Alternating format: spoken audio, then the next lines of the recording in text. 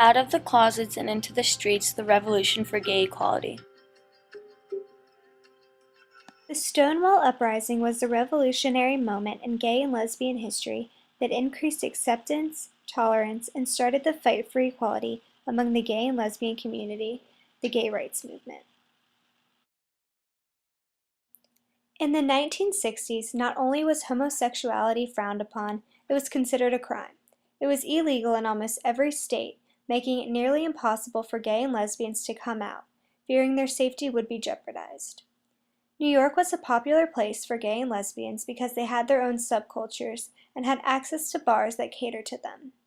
One even said, "Gay bars were to gay people as churches were to black people in the South." The Stonewall Inn was one of the more popular bars located on the square in Greenwich, New York. It was called the heart of the homosexual community. It was a bar where gay and lesbians could go and interact and be open about their sexuality. Homosexuals rarely thought of themselves as a community, and the Stonewall Inn changed that. On the night of June 27, 1969, police did one of their typical raids on the Stonewall Inn, trying to shut down the bar and arrest as many homosexuals as possible. The gay and lesbian community did something unheard of that night during the raid. They retaliated. The patrons of these riots refused to cooperate with New York City police, and things started to get violent. Patrons spent 5 days storming the streets, violently protesting and fighting for civil and human rights. Many believe the riots were the spark starting the gay rights movement in the United States. The majority of society had no acceptance towards the gay and lesbian community. They would hold meetings and conferences with both children and adults, making the point clear that homosexuality was not tolerated. There are a lot of kids here, and if we catch you with a homosexual, the rest of your life will be a living hell. And you'll be caught. Don't think you won't be caught. The majority of society did not think that gay and lesbians were equivalent to straight males and females. The average homosexual, if there be such, is promiscuous. He is not interested in nor capable of a lasting relationship like that of a heterosexual marriage. Not only did they play broadcasts announcing that gay and lesbians were incapable of a lasting relationship, they also claimed that homosexuality was a disease. Homosexuality was seen as an illness. The American Psychiatric Association ruled homosexuality as a sociopathic personality disorder that was developed between the ages of 1 and 3. One said, "He may look normal, and it will be too late when you discover that he is mentally ill." Homosexuals were sent to psychiatrists who would attempt to talk them out of being gay. If that didn't work, they would turn to aversive conditioning and mental institutions. Not only were they sent to mental institutions, if ever arrested for what they called gay activity, they were unable to get a job, and they were listed in the newspapers for people you and your kids should look out for. Not only did the community warn parents and children about gay and lesbians through newspapers, they showed video clips in schools as well. What Jimmy didn't know was that Ralph was sick, a sickness that was not visible like smallpox, but no less dangerous and contagious, a sickness of the mind. You see, Ralph was a homosexual, a person who demands an intimate relationship with members of their own sex. One of the bigger problems during the 1960s was not that gays were just mistreated. It was that many gay and lesbians were closeted, meaning they were unable to be open about their sexuality. Many even married the opposite sex and had children and lived a secret life that they could not share with others, fearing that they would be harassed and their family would be devastated. Raymond Castro was a Stonewall participant and an example of a gay male who married a female and had children with her. Society expected you to, grow up, get married, have kids, which is what a lot of people did to satisfy their parents. Although many remained closeted, some were brave in coming out about their sexuality, willing to pay the consequence. Sexual demons, twilight people, sexual psychopath, and queers were common derogatory terms used to describe homosexuals in the 1960s. Although there was much resistance towards homosexuals, there was one group in particular who advocated for homosexual rights, and that was the Mattachine Society. The Mattachine Society was founded in 1950 and was made up of mainly men with the goal of improving and protecting rights of homosexuals. Another group who worked as a sisterly organization to the Mattachine Society was the Daughters of Bilitis.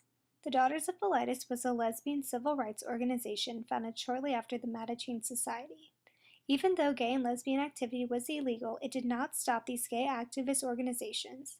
Both the Mattachine Society and the Daughters of Bilitis would hold public meetings focusing on gay and lesbian issues, hoping to improve their lifestyle. Many came to the Stonewall Inn to escape reality and live the life that they wished they could live. Gay and lesbians had little unity, and the Stonewall Inn allowed them to unite. Many enjoyed the Stonewall Inn because they could communicate, slow dance, listen to music, drink, and be themselves with others who were going through the same situation as they were. They were also able to show affection towards one another that they were unable to show on the streets. Although many loved the Stonewall Inn, it was not a fancy bar. It was operated by the mafia, and many of its customers described it as a dive. There were only 2 small dark rooms. The bar served drinks that had been watered down because they had no liquor license, and they did not have running water. Every now and then, the Stonewall Inn would be raided by city police and the bar would shut down, but would shortly reopen hours later. However, that was not the case on June 27, 1969. It started out as a normal night. Many headed to the Stonewall Inn, but something unusual happened. As many were heading to the bar, including regular customers Raymond Castro, Martin Boyce, and Martha Shelley, they noticed something was going on. They saw much commotion around the block and were curious to what had happened. Many were gossiping around the block, saying, "I think they're being raided! I think they're being raided!" The police stormed in the inn, turned on the lights, pushed everyone to the back room, and said everyone needed to show some identification. Crowds started forming outside after seeing they were not cooperating with the police. The customers were not budging. They were resisting them, causing the cops to beat them and shove them in cars until they realized that the gay and lesbian community was overpowering them. The cops realized that they were in a dangerous situation and needed to find safety, so they went inside the Stonewall, not allowing anyone to leave. Things were getting more violent, and people were ferociously pushing, shoving, bashing mirrors, the cigarette machines, the liquor, and the jukeboxes. A fire later broke out in the inn. This was the first time the gay and lesbian community stood up and was succeeding. They were giving back the terror that they had received. More cops showed up, gathering around the inn, attempting to put an end to the riots. However, the participants found a way to outsmart the police by running around the square and coming up behind them to attack them. The riots went on for days, and they were unstoppable. The next few days, the grounds were filled with trash, glass, glitter, and colored cloth from the riots. The participants saw it as a reward, but they knew that they were going to have to pay for it. Gay and lesbians had many things that they could lose, but they stood up, risking it all. Each night, the riots grew more violent, which is why many refer to it as an uprising and a revolution. The next day, the newspapers such as the Village Voice and the New York Times were filled with articles reporting on what had happened nights before. For many gay and lesbians, the Stonewall riots had a huge impact on their lives. For example, regular customer and participant Martin Boyce decided to go back to school and turn in his term paper about being gay. He said, "I can say now that that was a courageous thing to do because nobody would hand in a paper in 1969 that had those explicit themes." For Raymond Castro, it allowed him to stand up and resist his arrest. He said that he was not the kind to flaunt his homosexuality because it was not worth getting arrested for. He said, "I never had any problems with anyone, anywhere until that night." It allowed Martha Shelley to organize a group meeting and start a protest match sponsored by the Mattachine Society. For the most part, it allowed gay and lesbians to be open and content with their sexuality because they had created a society with greater tolerance and acceptance. The Stonewall riots were the main force sparking the gay rights movement in the United States. It led to more supportive gay and lesbian organizations and changed the way many view homosexuals. Today, being gay is no longer a crime, meaning one cannot be arrested for it. Gay marriage is also legal in some states, and gay and lesbians are now in media, have roles in politics, and are much more respected. Although there has been a significant change since the 1960s, there is still prejudice, bullying, and discrimination against the gay and lesbians. Marriage is not legal in most states, and derogatory terms are still used, and many are still mistreated. We have come a long way, but our society is still seeking improvement.